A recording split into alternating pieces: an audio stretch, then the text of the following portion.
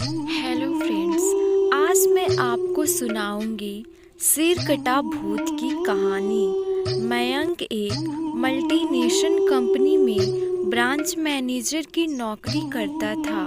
एक रोज मयंक को ऑफिस से घर जाने में देरी हो गई। सर्दियों के मौसम में दिन का समय जल्दी बीतता है और शाम होते होते ठंडी भी हो जाती है। मयंक ऑफिस से घर जाने के लिए निकला। मयंक घर के रास्ते पर चला जा रहा था, तभी उसे आवाज सुनाई दी, यहीं रुक जाओ। आवाज सुनकर मयंक वहीं ठहर गया और पीछे मुड़कर चारों तरफ देखने लग गया, लेकिन चारों तरफ कोई नहीं दिखाई दिया। मयंक को फिर से वही आवाज सुनाई दी, सामने देखो। जैसे ही मयंक ने सामने की तरफ देखा तो जमीन पर कुछ चमकती हुई चीज दिखाई दी।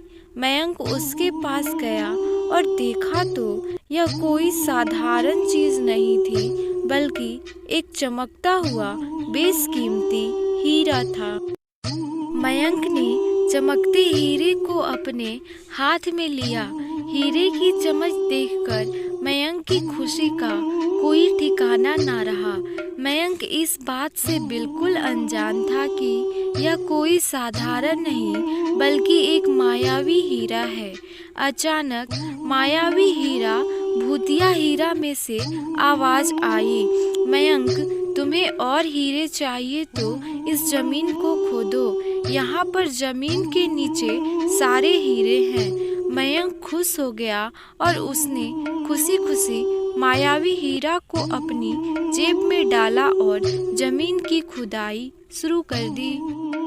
लगभग 2 फीट खुदाई करने के बाद अचानक मयंक डर के मारे चिल्लाने लगा, जिसके कारण उसका संतुलन खो गया और मयंक जमीन पर गिर पड़ा, क्योंकि उस गड्ढे में से चमकते हीरे मोती नहीं बल्कि इंसान का कटा सर था। तभी अचानक इंसान का कटा सिर कटा भूत हवा में उड़ने लगा और बोला, डरो मत, मैं तुम्हें कोई हानि नहीं पहुंचाऊंगा। मैं तुम्हें सारे चमकते बेशकीमती हीरे भी दूंगा। बस मेरी बात को ध्यान से सुनो। मैं जहाँ जाता हूँ वहाँ मेरे पीछे पीछे चले आओ। जिसके बाद सिर कटा भूत हवा में उड़ा और जंगल की ओर बढ़ने लगा। लगभग 1 किलोमीटर चलने के बाद सिर कटा भूत रुक गया और साथ में मयंक भी रुक गया। फिर इंसान का कटा सर मयंक से बोलता है, इस जमीन में बहुत सारे बेशकीमती हीरे मोती जवाहरात छुपे हुए हैं। ये सुनकर मयंक वहाँ पर खुदाई करने लगा। खुदाई करने के बाद गड्ढे में जो मिला उसको देखकर मयंक और भी डर गया, क्योंकि वहाँ हीरे नहीं बल्कि सिर का कटा हुआ धड़ मिला। इंसान का कटा सिर कहता है, अब तुमको एक अंतिम काम करना है, उसके बाद मैं तुम्हें बेशकीमती हीरो से मालामाल कर दूंगा। तुम्हें कहीं से भी एक लोटा खोज लाना होगा। मयंक ने कहा, एक लोटा खून? मैं एक खून का लोटा कहाँ से लाऊंगा? इंसान का कटा सिर बोला, चलो मेरे साथ।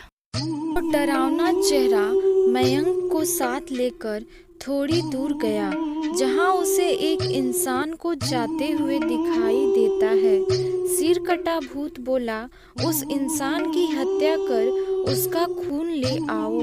मयंक डर गया और बोला, नहीं नहीं, यह मुझसे नहीं होगा, मैं किसी की हत्या नहीं कर सकता। सिर कटा भूत बोला, यदि तुमने मेरा कहा नहीं माना तो मैं तुम्हारी जिंदगी बर्बाद कर दूंगा। मयंक हाथ जोड़कर उस कटे सिर से कहता है, मुझे माफ कर दो। यदि मैं उस इंसान की हत्या कर दूंगा तो पुलिस मुझे सजा देगी और मेरी पूरी जिंदगी जेल की काल कोठरी में बीत जाएगी। कटा सिर कुछ तंत्र शक्तियों का उच्चारण करता है और एक छुरी और लोटा प्रकट हो जाता है। सिर कटा भूत गुस्से में से बोला, यदि तुम मेरा कहा नहीं मानोगे तो मैं तुम्हारे साथ साथ तुम्हारे परिवार की भी मृत्यु कर दूंगा।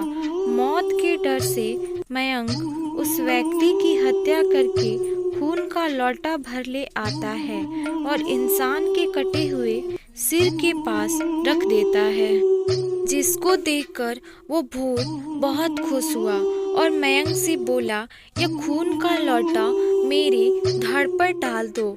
उस सिर कटे भूत के कहे अनुसार मयंक ने खून से भरा लोटा उसके धड़ पर डाल देता है, जिसके पश्चात कटा हुआ सिर और कहा हुआ धड़ दोनों आपस में जुड़ जाते हैं, जिसको देखकर मयंक और भी बुरी तरह भयभीत हो गया। जो भी हो रहा था उसको देखकर मयंक की हालत बहुत खराब हो गई थी। भूत को जिंदा होता देखकर मयंक भयभीत हो गया था। भूत जिंदा होकर जोर जोर से हंसने लगा और भयानक आवाज में जोर से बोला, मूर्ख इंसान, तुमने मुझे जिंदा करके बहुत बड़ी गलती कर दी है। मुझे बहुत तेज भूख लगी है और अब मैं तुम्हारा मांस खाकर अपनी भूख शांत करूंगा। अब पूरे शहर का सर्वनाश होगा। यहाँ के हर इंसान को मैं खत्म कर दूंगा। बुरी तरह से भयभीत मयंक के मुंह से आवाज भी नहीं निकल रही थी, जिसके बाद मयंक वहां से तेजी से भागता है, लेकिन भूत ने छलांग लगाकर मयंक को वहीं गिरा दिया और बोला, भागता कहाँ है? अब भूख शांत करेगा, मैं तेरा मांस खाऊंगा। वो भूत जैसे ही मयंक को खाने को होता है, तुरंत उसका सिर उसके धड़ से अलग हो जाता है। मयंक कुछ समझ पाता उससे पहले मयंक को एक और अघोरी बाबा दिखाई दिए। अघोरी बाबा ने कहा, बालक चिंतित मत हो, अब तुम उस सिर कटे भूत से सुरक्षित हो। जब तुम खून से भरा लौटा ले कर जा रहे थे, मैं तभी समझ गया था कि जरूर कुछ अनहोनी होने वाली है और मैं तुम्हारे पीछे आ गया। मैंने अपने मंत्र शक्ति से उस सिर कटे भूत को मार दिया है। अब तुम निश्चित होकर अपने घर जाओ। आज भी मयंक को जब रात का खौफनाक मंजर याद आता है तो मयंक बहुत बुरी तरह से डर जाता